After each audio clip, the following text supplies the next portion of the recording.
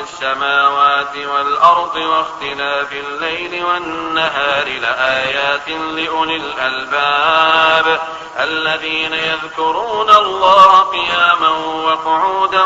وعلى جنوبهم ويتفكرون في خلق السماوات والأرض ربنا ما خلقت هذا باطلا سبحانك فقنا عذاب النار ربنا إنك من تدخل النار فقد أخزيته وما للظالمين من أنصار ربنا إننا سمعنا مناديا ينادي للإيمان أن آمنوا بربكم فآمنا ربنا فاغفر لنا ذنوبنا وكفر عنا سيئاتنا وتوفنا مع الأبرار ربنا وآتنا ما وعدتنا على رسلك ولا تخزنا يوم القيامة إنك لا تخلف الميعاد فاستجاب لهم ربهم أني لا أضيع عمل عامل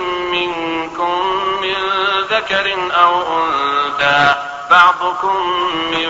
بعض فالذين هاجروا وأخرجوا من ديارهم وأوذوا في سبيلي وقاتلوا وقتلوا لأكفرن عنهم سيئاتهم ولأدخلنهم جنات